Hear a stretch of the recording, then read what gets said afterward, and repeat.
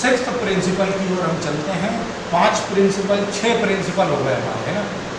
कौन कौन सा? Division of work, authority and responsibility, discipline, unity of command, unity of direction. 6 हो गए, है ना। 5 में से 6 हो गए। छठा क्या है? सबऑर्डिनेट टू जनरल इंटरेस्ट, है ना।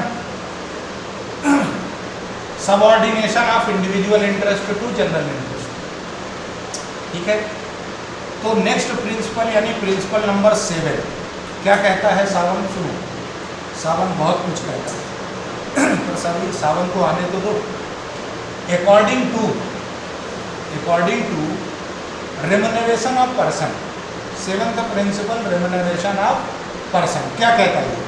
According to this principle, employees of the organization must be paid fairly and adequately to give them maximum satisfaction। यानी कि एक ही काम कर रहे हैं तो उनको क्या करो? सबको एक जैसी सैलरी दो, बराबर है? ठीक, ऐसा होता है ना। तुम लोगों को मालूम है कि नहीं मालूम? मेरे को नहीं मालूम। फीमेल एम्प्लॉय की सैलरी कम होती है as compare to male employee. Why so? Why this polarity? ऐसा होता है कि नहीं होता है ना? ऐसा होता है।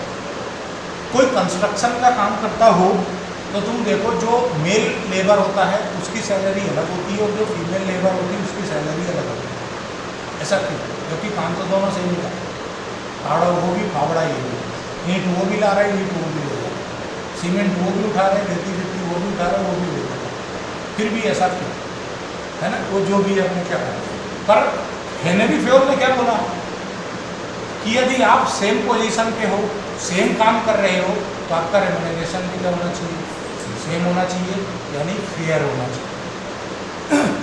आप बंदे से ओवर टाइम करा रहे हो तो आप उसको एक्स्ट्रा पेमेंट दो, वो भी जो रेट हो उस हिसाब से, है ना।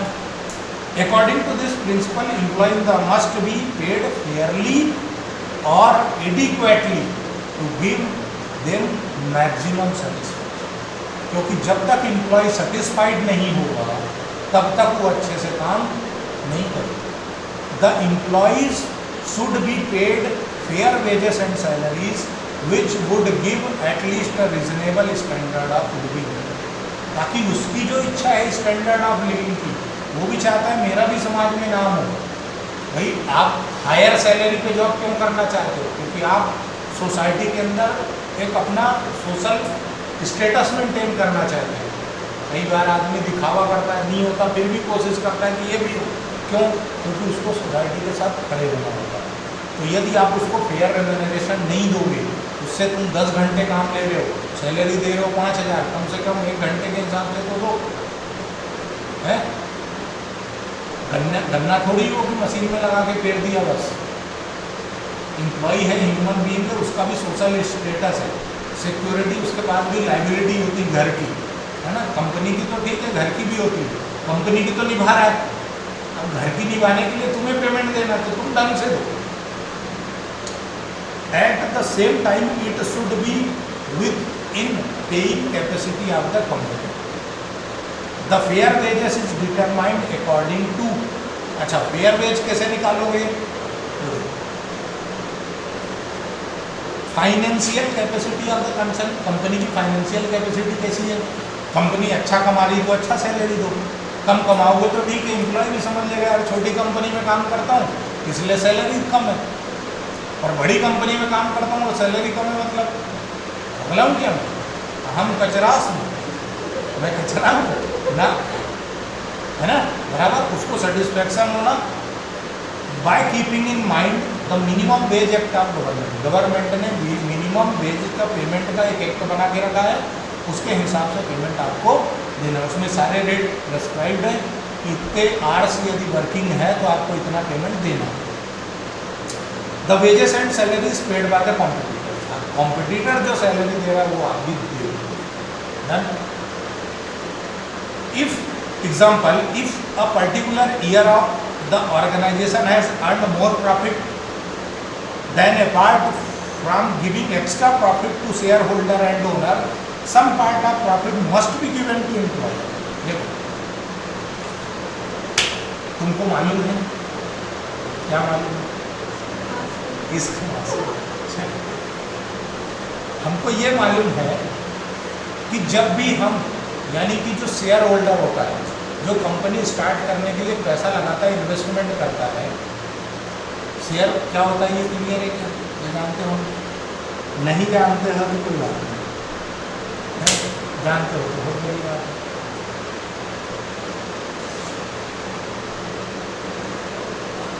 क्या होता है?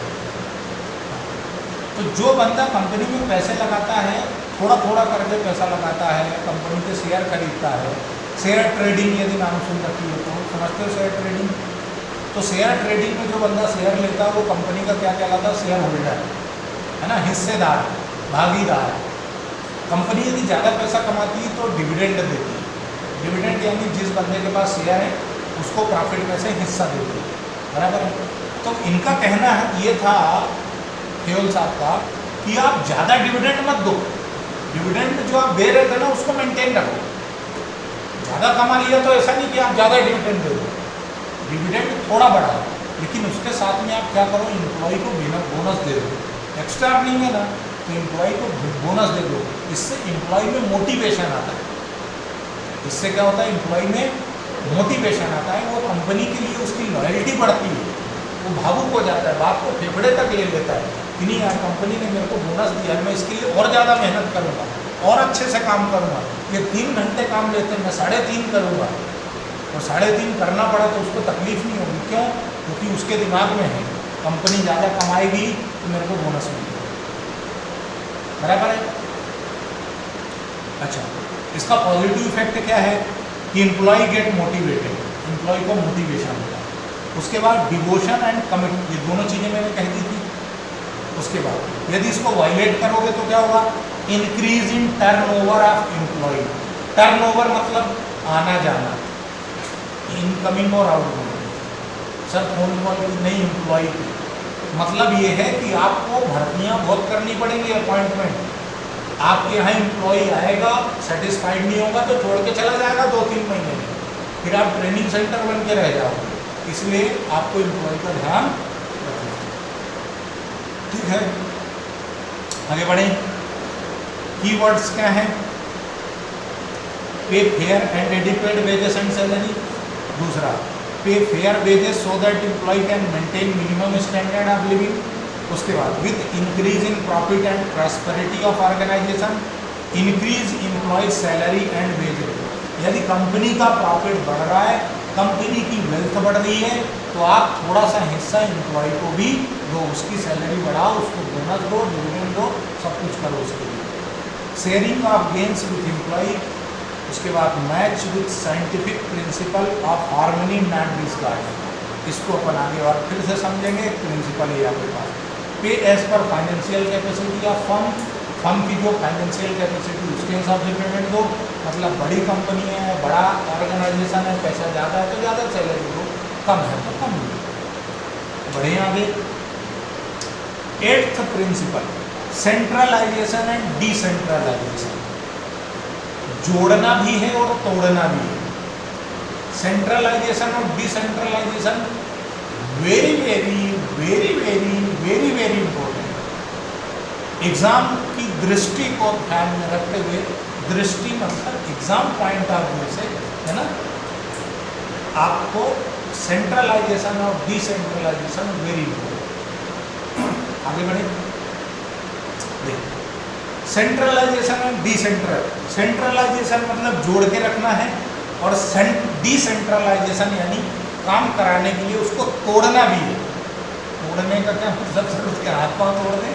नहीं, डिवाइड करना है आपको, डिवाइड करना है ऑर्गेनाइजेशन। तो centralisation refers to concentration of authority और power in few hands at the top level. यानी सारा पावर डिसीजन मेकिंग जो है वो किसको दे दो? टॉप लेवल को दे दो, कुछ हाथों में। हर कोई डिसीजन लेने वाला नहीं होना चाहिए, क्योंकि यदि हर कोई डिसीजन लेने वाला होगा तो ईगो क्लैश होगा। फिर क्या होगा? ईगो क्लैश होगा, फिर यार मेरी सुनी जाएगी, तेरी क्यों नहीं सुनी जाएगी यार। एक जोक सुनाता हूँ। मैथमेटिक्स की क्लास में मास्टर साहब ने बोला, मान लो कि तुम्हारे पास 10 रुपये हैं, है ना, 2 रुपये का एक लड्डू आता है, तो 10 रुपये में कितने लड्डू आएंगे? तो स्टूडेंट का रिप्लाई था 20। बोले 20 क्यों? बोले भाई किससे तुम्हारी मानेंगे क्या, हमारी नहीं मानेंगे। तुमने 10 माना, हमने 20 रुपये मान लिए, 40 मान लिए। तो ऐसा नहीं होना चाहिए। कुछ लोगों के हाथ में ही डिसीजन मेकिंग होना चाहिए ताकि ईगो क्लैश ना हो, और दूसरा कोऑर्डिनेशन बना रहे। ठीक है, आगे बढ़े। Decentralisation means evenly distribution of power at every level of management. Management के 3 लेवल कौन कौन से? टॉप, मिडिल और बॉटम, है ना। बॉटम वाले को कुछ और भी बोलते हैं, लोअर लेवल, बॉटम लेवल और सुपरवाइजर लेवल। मतलब तुम समझते? चलो आगे अल्टरनेट नाम है, lower level, bottom level, supervisor level, है ना। 3 अलग अलग नाम है एक ही चीज के। टॉप का टॉप, मिडिल का मिडिल, मिडिल को मैनेजर लेवल भी बोलते हैं। इनका क्या कहना है कि कंपनी में अथॉरिटी कुछ हाथों में होना चाहिए, यानी सेंट्रलाइजेशन। डिसेंट्रलाइजेशन का क्या है कि हमें पावर को डिस्ट्रीब्यूट करना है हर लेवल पे, तो वो डिसेंट्रलाइजेशन है। According to Fayol, a company must not be completely और कंप्लीटली डिसेंट्रलाइज्ड। ना तो कंप्लीट वो सेंट्रलाइज्ड होना चाहिए, ना ही कंप्लीट वो डिसेंट्रलाइज होना चाहिए, but there must be combination of both depending on the nature and size of the organisation. जैसा ऑर्गेनाइजेशन का साइज है उसके हिसाब से कंपनी थोड़ा डिसेंट्रलाइज और थोड़ा सेंट्रलाइज होना चाहिए। ऐसा क्यों? देखो, जब भारत देश आज़ाद हुआ है ना 1947 में, तो क्या था, भारत बटा हुआ था, अलग अलग एरिया वाइज बटा था। मध्य भारत, उत्तर भारत, दक्षिण भारत, पश्चिम भारत, है ना, ऐसे करके बटा हुआ था। छोटे छोटे राजा अपना अपना स्टेट चलाते थे, उनको एक किया गया और भारत बनाया गया, भारत देश पूरा बनाया गया। जब भारत बना तो क्या हो गया, वो सेंट्रलाइजेशन। लेकिन ये समझ में आया कि हर एरिया का डेवलपमेंट दिल्ली में बैठ के नहीं हो सकता। दिल्ली में बैठ के एक जगह बैठ करके पूरे देश का भला नहीं हो सकता, तो उन्होंने थोड़ा सा डिसेंट्रलाइजेशन किया, कुछ स्टेट्स बनाए, है ना, बराबर है, स्टेट्स में डिवाइड कर दिया कंट्री को। लेकिन मेन पावर किसके हाथ में है? प्राइम मिनिस्टर के हाथ में, सेंट्रलाइज्ड डिसीजन मेकिंग पावर में। पर उन्होंने अपने पावर्स थोड़ा थोड़ा हर लेवल पर बांट दिए। फिर स्टेट बना, स्टेट बनाने के बाद ये समझ में आया कि अपन एमपी के हैं, तो सारे काम रीवा में बैठ के नहीं हो सकते। एमपी की पहली राजधानी रीवा थी, उसके बाद उसको ग्वालियर ले जाया गया, जबलपुर, ग्वालियर, और उसके बाद जब ये समझ में आया कुछ नहीं हो सकता इनसे, तो कहाँ ले जाया गया?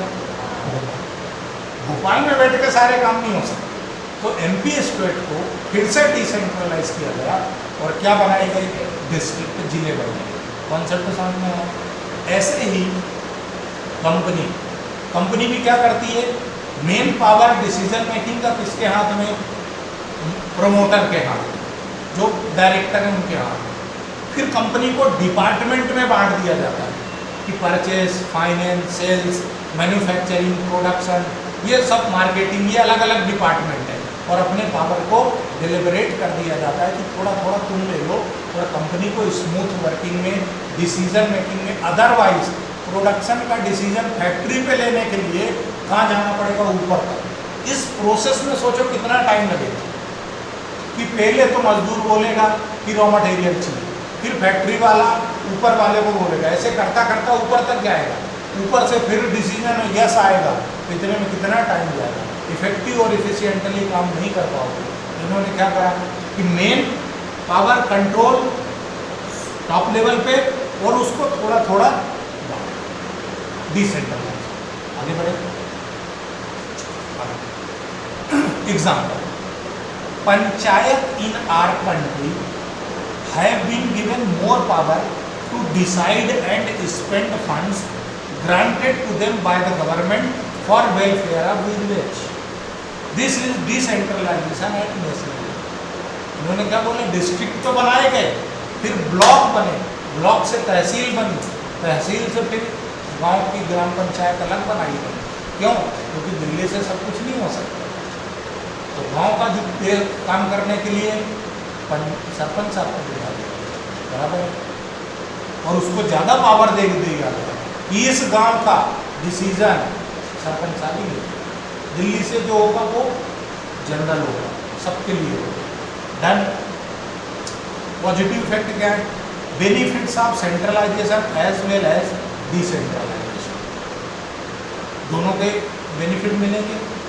फास्ट डिसीजन मेकिंग होगी ऑपरेशनल लेवल पे, है ना। स्ट्रिक्ट कंट्रोल होगा टॉप लेवल का, भाई टॉप लेवल कंट्रोल होगा। देखो वैक्सीनेशन शुरू हुआ, पहले सेंट्रलाइज्ड था, बराबर, फिर राज्यों में स्टेट्स ने क्या बोला, नहीं यार हमको भी दे, तो डिसेंट्रलाइज हुआ। फिर जब स्थिति नहीं संभली तो वापस क्या हो गया, central.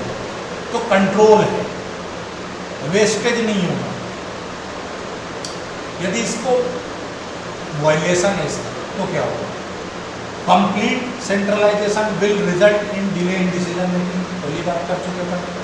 Complete decentralisation will result in misuse of authority.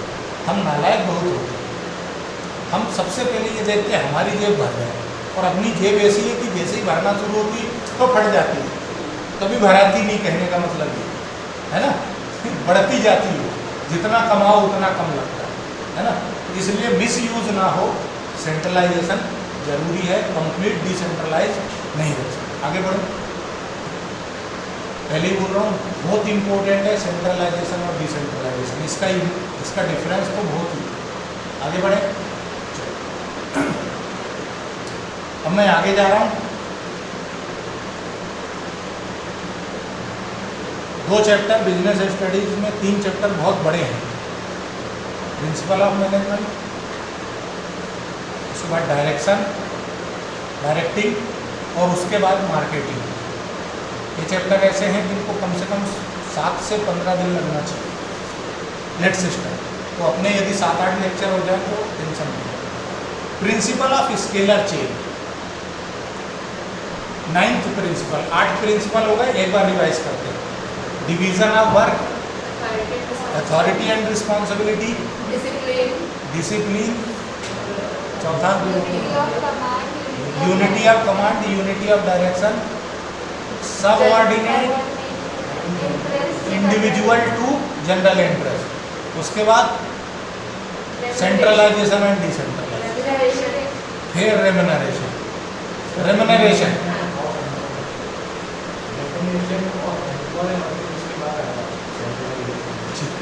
हो गया 9th।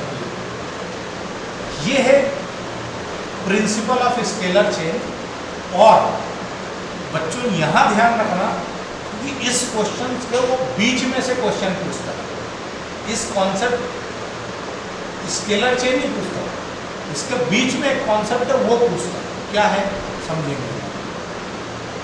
एमपी बोर्ड वाले को बहुत ही ध्यान रखना। आगे बढ़ते हैं। Scalar chain principle means line of authority और chain of superior from highest to lowest.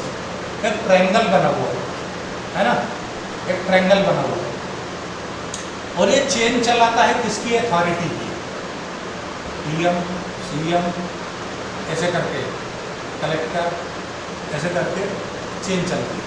मतलब डायरेक्टर, मैनेजर, फिर डिपार्टमेंट का मैनेजर, फिर सुपरवाइजर, फिर उसका सुपरवाइजर, ऐसे करके पूरी चेन चलती है फैक्ट्री में, बराबर है। अब क्या होता है, यदि आपको रिपोर्टिंग करनी है या कोई रिक्वायरमेंट है तो लोअर लेवल वाला डायरेक्ट अपर लेवल वाले से कांटेक्ट नहीं कर सकता,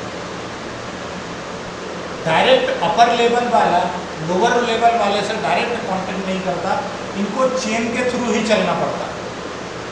इनके जितने भी ऑर्डर हैं, डायरेक्शन है, कमांड है, वो पूरी एक चेन में ही चलती है। Top, middle, lower, lower, middle, top, यही चलता है। इसको ब्रेक नहीं कर सकते।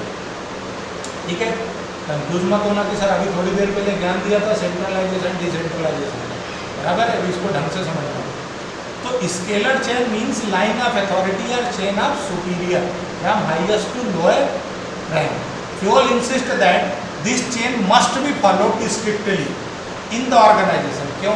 कंट्रोल बना रहे, मिसयूज ना हो, बराबर है। लेकिन छुप छुप के मिलने का मजा आएगा, गाना ऐसा है ना, आता है कि फिर एक्सपीरियंस करेगा। Every information must pass through every की ऑफ द चेन, मतलब जो की है, जो मेन बंदा है, उसके थ्रू हर इंफॉर्मेशन गुजरना चाहिए। क्यों? ताकि प्रॉपर डिसीजन मेकिंग हो, प्रॉपर प्लानिंग हो सके और मिसयूज ना हो, बराबर। सर इमरजेंसी आ गई तो क्या करोगे? चेन को ब्रेक करोगे। इन्होंने क्या बोला? स्केलर चेन स्ट्रिक्टली फॉलो करो, top to bottom, bottom to top चलो।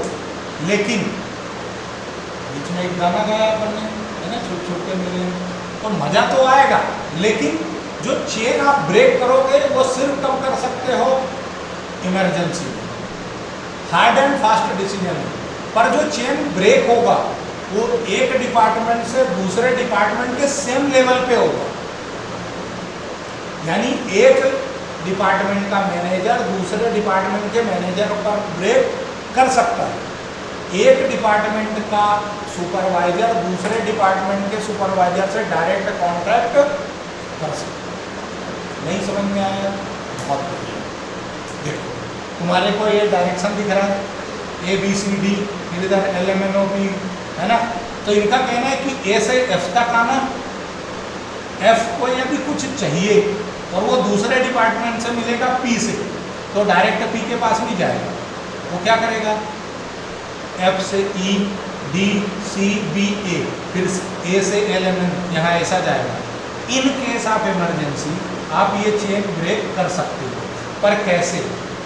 C वाला L के साथ सेम लेवल का, B वाला L के साथ, C वाला M के साथ, ठीक है। बाबूलाल, चंदा मूर्ति, ये ब्रेक कर सकते हैं, बराबर है। लेकिन D वाला चाहे कि मैं L के साथ ब्रेक कर लूं तो नहीं कर सकता। क्लियर हुआ क्या आप? अच्छा, ये जो चेन ब्रेक होगा ये कहलाता है गैंग प्लान, और ये बहुत इंपॉर्टेंट कॉन्सेप्ट है, याद रखना, एग्जाम में आ ही जाना है। What is gang plan? ये क्वेश्चन एग्जाम में आ जाता है।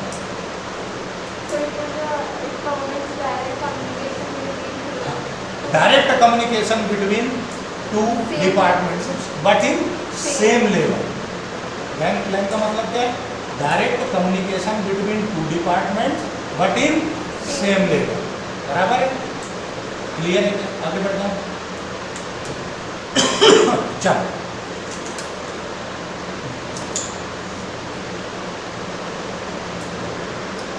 आगे बढ़ू ना। देखो, if E want to pass some urgent information to O, then instead of following the long route of a scalar chain, he can directly communicate with O by constructing a gang plan. ठीक है, generally नहीं कर सकते, but सिर्फ कब कर सकते हो? Emergency. Positive effect of this principle, systematic flow of information, information सबके नॉलेज में रहेगी, कोई कंफ्यूजन वाला काम नहीं। No communication gap in the organisation, क्योंकि मिसकम्युनिकेशन हुआ या कम्युनिकेशन गैप हुआ तो कई बार क्या होता है, जो टेंडर अपने को मिलना चाहिए वो नहीं मिलता, या कोई अपने को प्रोजेक्ट अलॉट होने वाला है तो नहीं मिलता। इसलिए कम्युनिकेशन बहुत जरूरी है। Consequence of violation of this principle, there may be communication gap होगी तो no clarity in authority responsibility relationship, किसको क्या अथॉरिटी है क्या रिस्पॉन्सिबिलिटी है ये क्लियर नहीं होगा, कंफ्यूजन होगा। और क्या होगा, कम्युनिकेशन गैप, जिससे परफॉर्मेंस नहीं होगा, गोल अचीव नहीं होगा, इफेक्टिव और इफिशिएंट यूटिलाइजेशन नहीं होगा। बराबर है, आगे बढ़िए। क्या की पॉइंट्स क्या है इसके? Following line of authority or hierarchy. Hierarchy यानी आपको एक ऑर्डर फॉलो करना है, बराबर है। कम्युनिकेशन सिस्टम मेंटेन करना है, रिपोर्ट करना है इमीडिएटली बॉस, ओनली बॉस, दूसरे से को बताने की जरूरत है, ठीक है। अर्जेंट बेसिस में आप इधर उधर जा सकते हो, ठीक है। अब आया ऑर्डर, प्रिंसिपल ऑफ ऑर्डर। अच्छा चलो यहाँ पर वो देख लो। In a school principal makes that every instruction, order और information given by him must be passed to vice principal, then head of the department and then to teacher, to teacher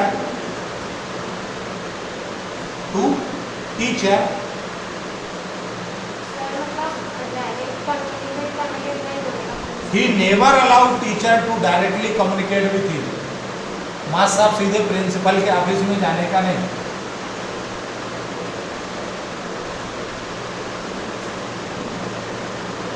मतलब वो गाना है ना, बुलाती है हमको जाने का नहीं। प्रिंसिपल साहब के पास डायरेक्ट जाने का नहीं। कैसे जाने का? Head of the department, HOD, तुरंत जाओ।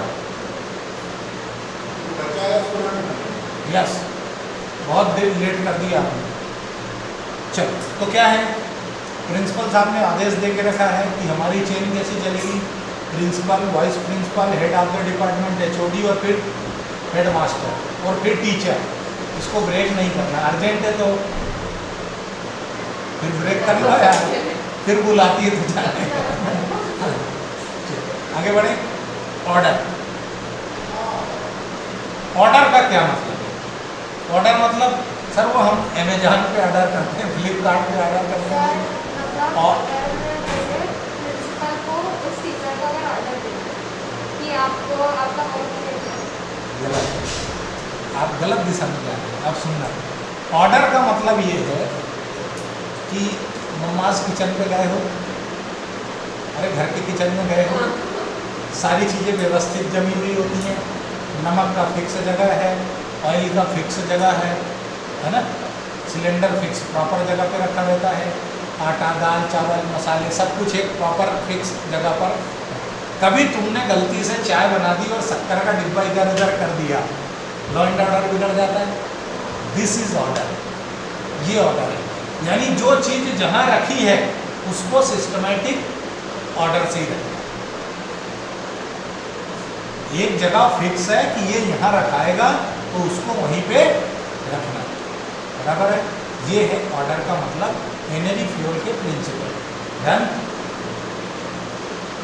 देखो इन्होंने मॉल बनाया ना, मॉल बनाया ना, तो मॉल में इन्होंने दिखा दिया, और मॉल में क्या होता है, कॉस्मेटिक एक जगह, बाकी चीज़ें एक जगह, ट्रॉली एक जगह, कपड़े एक जगह, ऐसे ही होता है ना। तुम डी मार्ट वगैरह गए हो तो ऐसे ही होता है, गए हो ना डी मार्ट, सब गए। डन, आगे बढ़ो। In this principle, order does not mean command, but it refers to orderly arrangement of men and material that is a fixed place for everything and everyone in the organisation. Bank में जाते हो तो cash counter हमेशा fix जगह पर होता है, change नहीं होता कि आज गए तो कहीं और, कल गए तो कहीं और। Fuel insist that there must be a fixed place to keep every material and things used in the organization, and fixed place or seat or cabin for every employee of the organization, so that no time and energy is wasted in searching of any material or any person. सबका जगह fix है, वहाँ चले जाओ, मिल लो, बात कर लो। बार बार item ढूंढने में टाइम खराब नहीं करना, बराबर है। आगे बढ़ जाओ। क्लियर है? मम्मास किचन याद रखना, ऑर्डर, बराबर है। चाय बनाने गए और निपट गए। No wastage of time benefit क्या है? टाइम खराब नहीं होता, टाइम खोटी नहीं होता जिसको बोलते हैं, स्मूथ एंड सिस्टमेटिक वर्किंग होती है। कौन से क्या होगा? यदि आप इस ऑर्डर का वायलेशन करेंगे, यानी इस प्रिंसिपल का वायलेशन करेंगे, तो आपका टाइम खराब होगा ढूंढने में। उसके बाद सही व्यक्ति से सही समय पर मुलाकात नहीं हो पाएगी, पर जिंदा रहने के लिए मुलाकात जरूरी है ना। आपका काम टाइम पर हो जाए, इसलिए आपको सही पर्सन से मिलना जरूरी है। पर यदि ऑर्डर चेंज करोगे तो क्या होगा? टाइम वेस्ट होगा और टाइम सही बंदे से मुलाकात नहीं होगी। That's it. आगे बढ़े।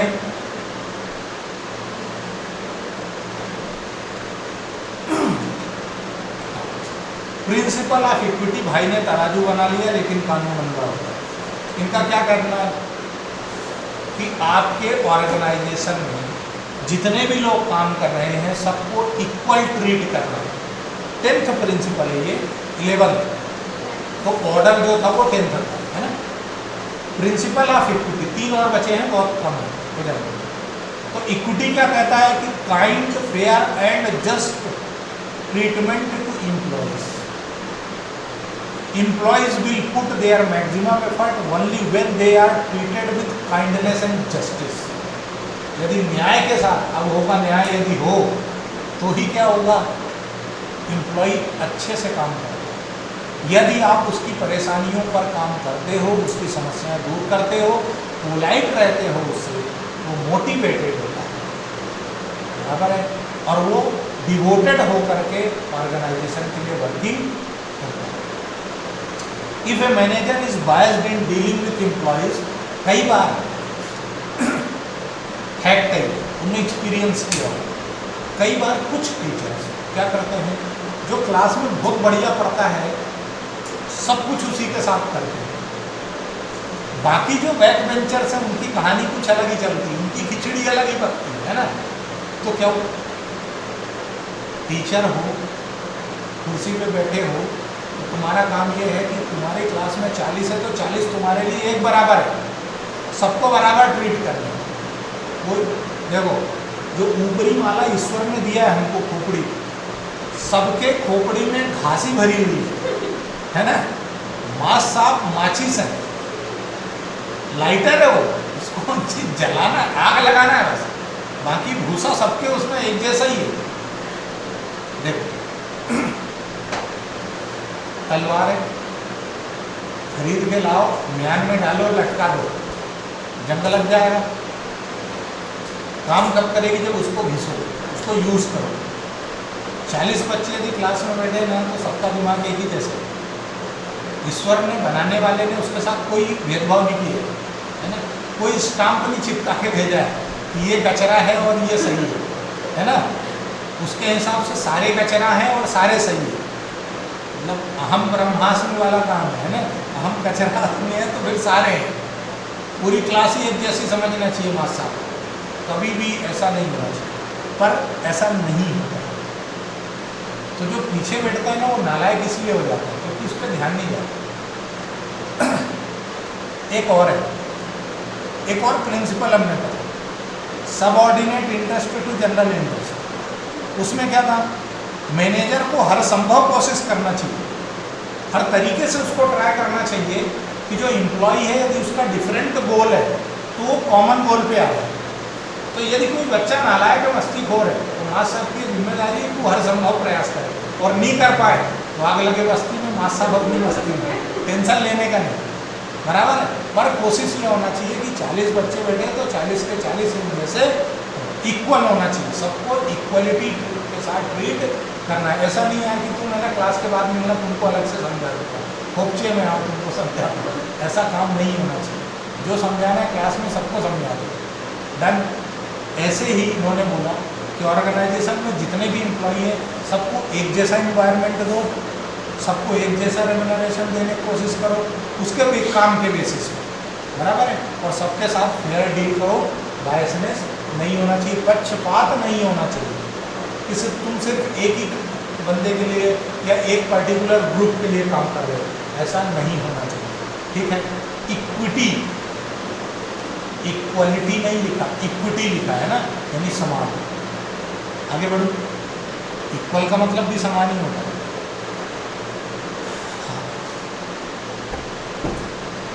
अच्छा, इसका मतलब ये नहीं कि सबको सैलरी एक जैसे देनी, सैलरी तो उसके काम के हिसाब से देनी। अरे मैनेजर है तो सैलरी ज़्यादा होगी, वर्कर है तो सैलरी कम होगी, लेकिन बातचीत करने का तरीका, इज्जत, रिस्पेक्ट तो हर कोई मांगता है ना, वो तरीके सबके लिए सेम होना चाहिए।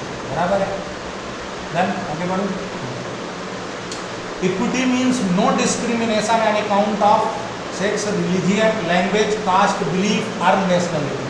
कोई साउथ का बंदा तुम्हारे यहाँ है, उसकी अंग्रेजी तुमको समझ में नहीं आ रही है तो तुम चखना लेके कम बैठो कि इंग्लिश समझ में नहीं आती है, देसी ले आओ, हर से काम चलाएंगे, ऐसा नहीं है बेटा।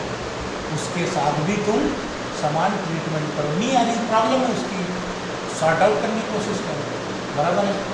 जाति, धर्म, मेल फीमेल ये देख करके आपको काम नहीं करना है, आपको तो सबको एक जैसा मानो, सबको अपना समझना है। आगे बढ़े, ठीक है, आगे चले।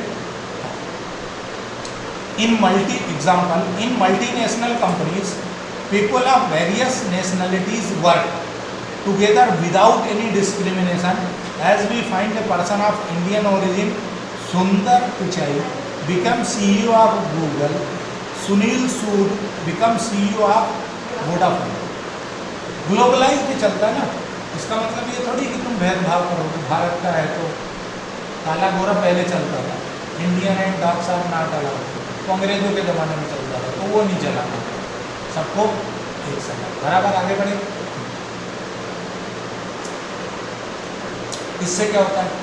एम्प्लॉय को मोटिवेशन आता है और जॉब सेटिस्फेक्शन होता है, जॉब सिक्योरिटी होती है उसको। उसके बाद motivate the employees and boost up the moral, boost up मिलता है, बूस्टर का काम करता है। यदि वायलेट करोगे तो प्रिंसिपल क्या होगा? एम्प्लॉय सेटिस्फाइड नहीं होगा, और सेटिस्फाइड नहीं होगा एम्प्लॉय तो क्या करेगा? फिर वो वेस्टेज करने की कोशिश करेगा, आपको नुकसान पहुंचाएगा। बराबर है? टर्नओवर बढ़ेगा, कौन सा? एम्प्लॉय। क्यों? फिर आप ट्रेनिंग सेंटर बन के रह जाओगे, आएगा जाएगा आएगा जाएगा, यानी ज्वाइन करेगा, थोड़े दिन काम करेगा, आपके हालात देख के, आपका दिमाग देख के कि बोले तो ध्यान की दुकान है, निकल लेगा वो। बराबर? आपको काम ऐसा करना है कि गाना कौन सा बजना चाहिए, जिंदा रहने के लिए एक मुलाकात जरूरी है, इक्विटी। आगे बढ़े, चलिए।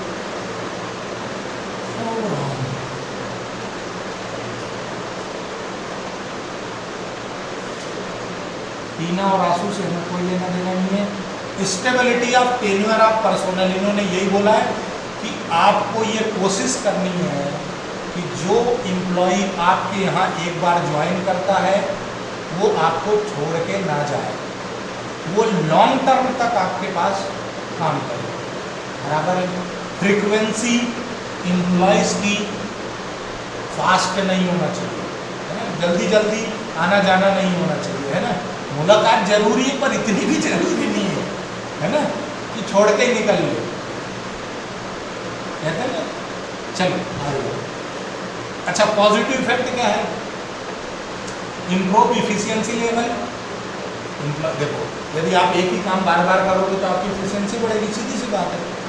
वेस्टेज नहीं होगा टाइम को, रिसोर्स का, है ना।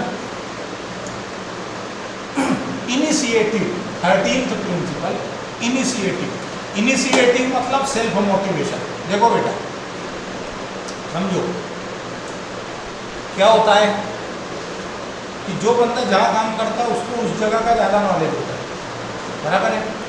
तो फैक्ट्री से रिलेटेड कोई डिसीजन लेना है तो मैनेजमेंट को चाहिए कि वो क्या कोशिश करे कि जो बंदा फैक्ट्री में काम कर रहा है ना उससे भी एक बार पूछ ले कि बताओ यार, तुम्हारे मन में कोई ख्याल है? बोलते ना, मेरे मन कभी कभी मेरे दिल में ख्याल आता है। तो भाई यदि तुम्हारे ख्याल दिल में आता है तो हमारे दिमाग तक पहुँचाने की कोशिश करो। इनिशिएटिव लो, हर एम्प्लॉय को इनिशिएटिव लेने के लिए आप क्या करो? मोटिवेट करो, उसको चांस दो कि वो भी इनिशिएट कर सके। बराबर है? क्या करो? कोशिश करो कि हर एम्प्लॉय को एक चांस मिले कि वो अपनी क्रिएटिविटी, अपने अंदर के कीड़े को बाहर लेके आए, क्योंकि हर दिमाग में कुछ ना कुछ क्रिएटिविटी होती है। तुम्हारे अंदर भूसा एक जैसा है, बस लाइटर लगाने का है, बस तुम लगाओ, है ना। तलवार को ज्ञान में मत छोड़ो, चलाते रहो। Initiative refers to taking the first step with self motivation. Fayol suggested that employee in the organisation must be given an opportunity. उसको आप एक अपॉर्चुनिटी दो कि भाई तेरे मन में कुछ है क्या, ख्याल आ रहा है ना, तो आज तो तू बयां कर ही दे, बराबर, बता डाल, आज मन में नहीं रखने का, जो मन में ख्याल है ना बोल डाल। It gives immense satisfaction to employee, so managers must welcome the suggestion and ideas of employees before framing the plan.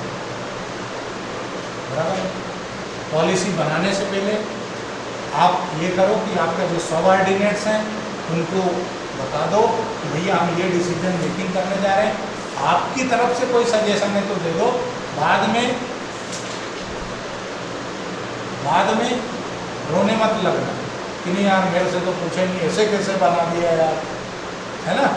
Decision making से पहले हर एम्प्लॉय को चांस दो। अच्छा, इसमें ऐसा भी नहीं कि तुम टाइम खराब करो कि नहीं यार बाबा यार रोल ने बोला था यार, मेरा पूर्वज है, मैं पूर्वजों की बहुत सुनता हूँ, उसकी आत्मा सपने में आती है रात को, यार बाबा यार सबसे पूछना है। ऐसा नहीं कि 100 एम्प्लॉई है तो अरे भैया यार क्या लेना है यार, कुछ सोच रहे हो क्या, ऐसा एक एक के कान में जाके नहीं सोचना, एक इंफॉर्मेशन दे दो, भैया आपसे सजेशन मांगे गए हैं, कुछ है तो दे दो, बराबर है। हाँ नहीं बाबू को ना, हमारे तो बात फेफड़े तक चली गई है, हाँ तभी तो जाते जाते बच चुकी है। एग्जाम्पल तो देख लिया, सजेशन और आइडिया अपने को लेना है, यानी एम्प्लॉयज़ का भी पार्टिसिपेशन होना चाहिए। अच्छा, इससे क्या होता है, एम्प्लॉय मोटिवेट होता है, उसको लगता है यार मेरा मालिक तो मेरे से पूछ के करता है। ऐसा नहीं समझना है कि यार मेरा मालिक मेरे से पूछ के करता है, पागल है क्या ये, इसको अकल ही नहीं है क्या, ऐसा नहीं है। एम्प्लॉय को यूँ आता है कि नहीं यार बॉस हमारा ध्यान रखते हैं, हमारी रिस्पेक्ट हमको हमारे ऑर्गेनाइजेशन में मिलती है, बराबर। अच्छा, हर दिमाग पूरा काफी होता है और इंडियन ब्रेन से ज़्यादा टेरर किसी में नहीं है। भारतीय दिमाग सबसे ज़्यादा क्रिमिनल और फ्रॉड माइंड होता है। ये एक रिसर्च में बोला गया है साइंटिस्ट की कि इंडियन ब्रेन के जैसा क्रिमिनल और फ्रॉड, कहने का मतलब ये है कि इनसे ज़्यादा एक्टिव माइंड दुनिया में किसी भी देश का नहीं है जितना इंडियंस का। तुम कोई सी भी वो देख लो, खोज, सर्च, क्या बोलते हो, जो भी है, जो भी सर्च हुई है, मैक्सिमम देखोगे तो वो इंडियन माइंड से निकल के आती है। जितने नासा, आपको यदि संस्कृत बहुत अच्छे से आती है, संस्कृत लैंग्वेज, तो आपको नासा में बड़े आराम से जॉब मिल जाती है। क्यों? क्योंकि हमारे जो वेद पुराण है ना, नासा उनको पढ़ता है, वहाँ पर जो लिखा है, यजुर्वेद, सामवेद, ये जितने भी वेद हैं, पहले उनको पढ़ता है वो, उसके बाद रिसर्च आगे बढ़ाता है। तो वहाँ उनको संस्कृत से इंग्लिश में कन्वर्टर चाहिए होता है, समझ गए। वो करता है, हम इज्जत नहीं करते उस चीज़ की, घर की मूंग की दाल बराबर है ना अपनी, लेकिन वो लोग उसको वैल्यू करते हैं। और वो जितने भी रिसर्च करते हैं सब अपने ग्रंथ पर पढ़ के करते हैं। आगे बढ़े तो लास्ट पॉइंट पर हम मूव करते हैं। सबसे आखिरी वाला हमारा प्रिंसिपल है स्पिरिट दी कोऑर्डिनेशन। एक टीम स्पिरिट से काम करना है, वन मैन आर्मी नहीं बनना है ना। वन मैन आर्मी बन के काम नहीं करना है, बल्कि क्या करना है, आई पे नहीं वी पे काम करना है, मैं नहीं हम पे काम करना है। तो management must encourage and promote team spirit, unity and harmony. Unity and harmony मतलब एकता और शांति, ये दो महिलाएं नहीं हैं कि यूनिटी मतलब एज ए टीम एक साथ मिलकर काम करना है, बराबर है। हार्मनी यानी शांति बनाए रखना है, आप झगड़ा नहीं करना है ना। This will bring coordination and cooperation in organisation. A manager should replace I with we, है ना। This will give a rise to mutual trust and belongingness, एक दूसरे पर भरोसा बढ़ता है ना। Among team members it will minimise the need for using penalties, जबरन में किसी को पेनलाइज किया जाए, उस पर पेनल्टी लगाई जाए, इससे बचत होती है यदि हम स्पिरिट डी कॉर्प्स पर एज अ टीम काम करते हैं तो। ठीक है, बेनिफिट क्या है? अच्छा, team spirit, achievement of group गोल मिलता है। अच्छा, टीम गोल अचीव नहीं हो पाएगा यदि आप इसको इग्नोर करोगे तो, है ना। No team spirit and more stress on individuals, यदि एज अ वी काम नहीं करोगे, एज ए आई काम करोगे तो तुमको लगेगा अहम ब्रह्मास्मि और बाकी सब कचरा से, तो कचरा से खादी बन सकती है ना, कुछ हो नहीं सकता अभी, बराबर है क्या। आगे बढ़ जाऊँ तो कीवर्ड्स इसमें क्या है? यूनियन इज स्ट्रेंथ, एकता शक्ति है, कौन सी शक्ति मेरे को नहीं मालूम। Work with team spirit, team भावना के साथ काम करना, भावना को मुझे भी नहीं मालूम। Follow principle of united we stand, dividend we fall, divided we fall, यदि एक साथ रहोगे, मिलके काम करोगे तो संगठन में शक्ति है, और यदि अकेले काम करोगे तो गिर जाओगे, डिवाइड एंड रूल्स वाला काम हो जाएगा। This principle was used in movie चंदे, है ना। शाहरुख खान की सिर्फ एक मूवी है जो मैं देखता हूँ, बस। पहले मैं करण अर्जुन बहुत देखता था, हमने सिर्फ एक ही, उसके अलावा मैं उसकी कोई मूवी नहीं देखता, मेरे को पसंद नहीं आता, एक्टिंग पसंद नहीं आती, रोतली एक्टिंग करता है वो, अपने को मजा नहीं। अपने को साउथ इंडियन चाहिए, मतलब 1 लाख मारे तो 8-10 तारे, मोटी रहता, अपन ने बॉडी वैसी नहीं है। अच्छा, आगे बढ़े, देखो MCQ देख लेते हैं थोड़े से, है ना, थोड़े से MCQ देखते हैं, क्योंकि जो तुम्हारा अभी नया जो पॉलिसी है एग्जामिनेशन का, उसमें 50% सिलेबस MCQ बेस्ड ही होगा, है ना। Let's start. The principle which minimise employees turnover is called,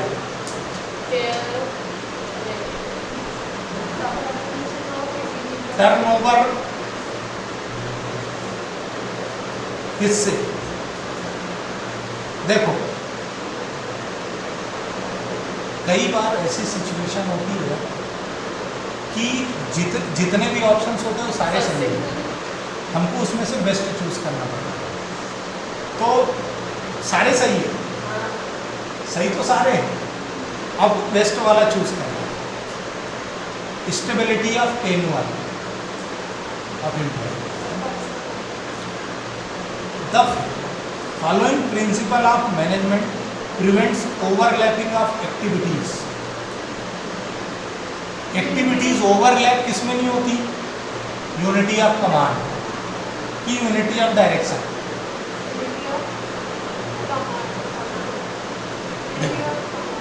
unity of direction क्या बोलता है? प्लान की बात करता है, और यूनिटी ऑफ कमांड ऑर्डर की बात करता है तो दोनों में से कोई से एक मेरे को भी मालूम है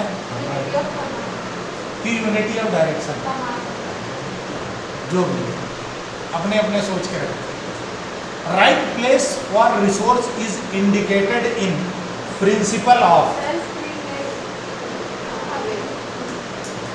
right place for resource is indicated in, resource का सही जगह, प्रिंसिपल ऑफ ऑर्डर, है ना। डिसिप्लिन नहीं है, डिवीजन ऑफ वर्क भी नहीं है। Kindness and justice, equity, kindness and justice equity की बात करता है। Violation of this principal will increase insecurity among the employees. Remuneration, spirit D Corp, stability of personnel, authority and responsibility.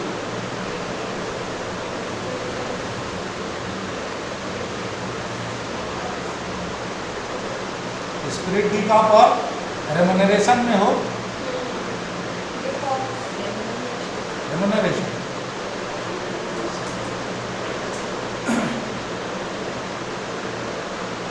School principal announced that in a meeting that every month there will be an inter-class competition to check the cleanliness, discipline and decoration of class board. All the class teacher requested the student that each one of you must take care of cleanliness, discipline and decoration. But Miss Aditi formed 3 teams in class and made them in charge of cleanliness, discipline and decoration. There was a spirit of unity and harmony among the students and all members supported each other. As a result, Miss Aditi class got a best class trophy. Identify the principle of management used by Aditi. Authority and responsibility. Sir but वो सबको अलग अलग responsibility काम दे दिए ना, authority और responsibility दी ना, centralisation decentralisation. Confusing बहुत है, एक प्रिंसिपल दूसरे से कंफ्यूजिंग है, इस बात का भी ध्यान रखें, बराबर है।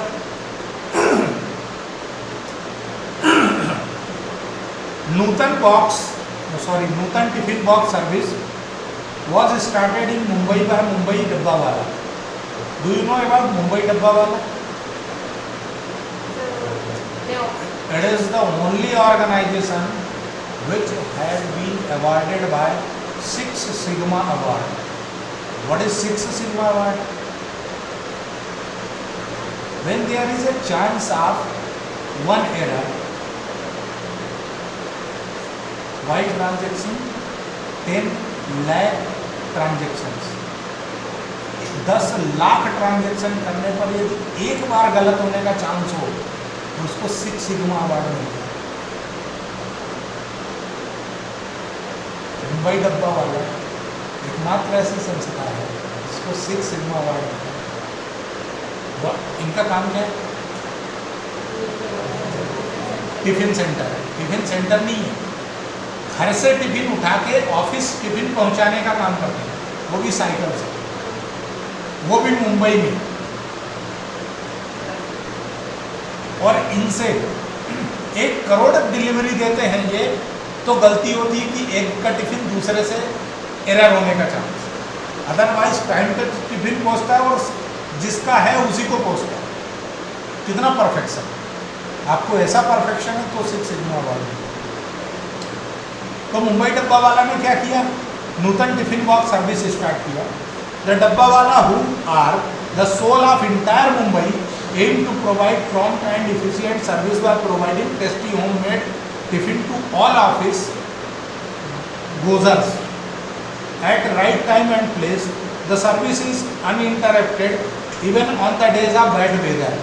बारिश हो, ठंड हो, कुछ भी हो, बेमौसम हो, कुछ भी हो। Started online booking system through their website mydabbawala.com. Online से बुक कर लो। Owing to their tremendous popularity amongst the happy and satisfied customer and members, the Dabbawala were initiated as guest lectures by top business schools. Business school वालों ने इनको guest faculty के रूप में कि भाई बताओ यार तुम कैसे मैनेज करते हो। The dabbawala operate in a group of 25 to 30 people. वो एक एरिया में 25 से 30 लोग अपॉइंट कर देते हैं। Along with a group leader, each group team up with other groups in order to deliver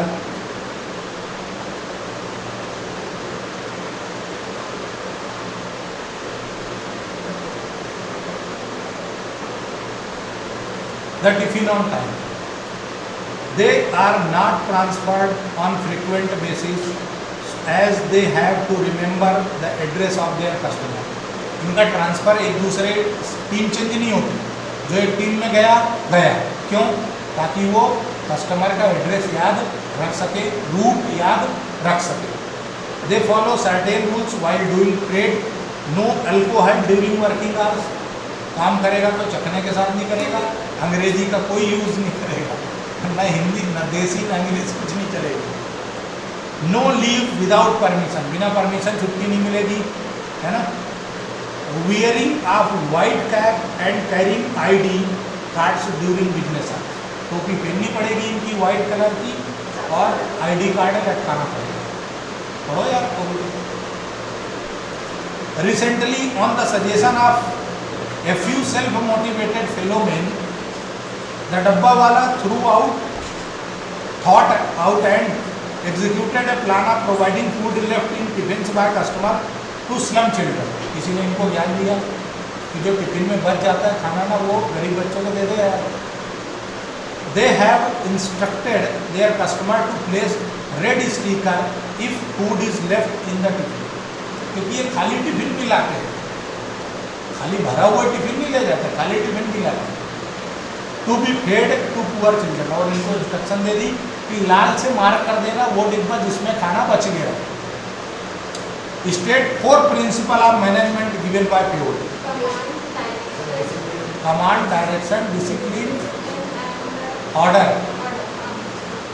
और टेन्योर का क्या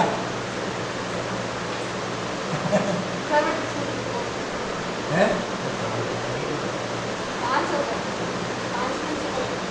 तो सोच के रखो।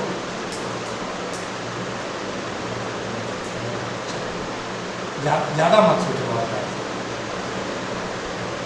ज़्यादा सोचेंगे तो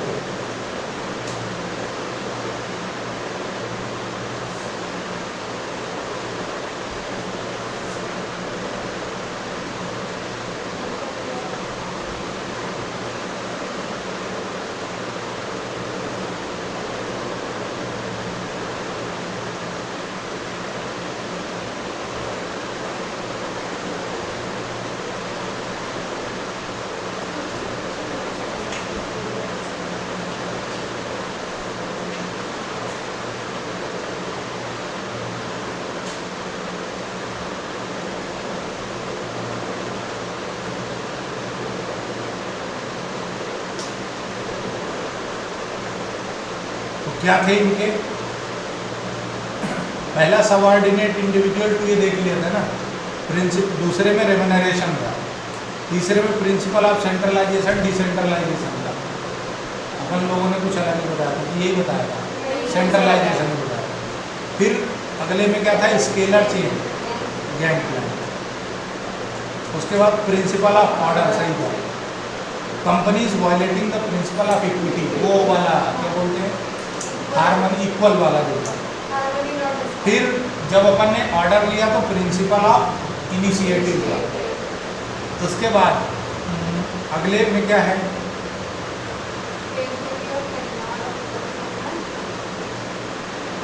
अभी एक्सरसाइज अपने को देखनी पड़ेगी कौन सी।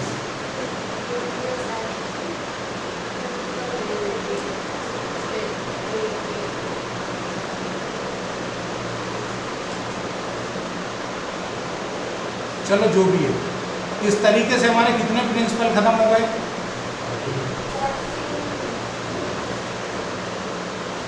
14 प्रिंसिपल्स कंप्लीट हो गए। ठीक है, अब हमने क्या करना है, साइंटिफिक प्रिंसिपल पढ़ना है, जो हम अगले लेक्चर में। तब तक के लिए आपका बहुत बहुत धन्यवाद।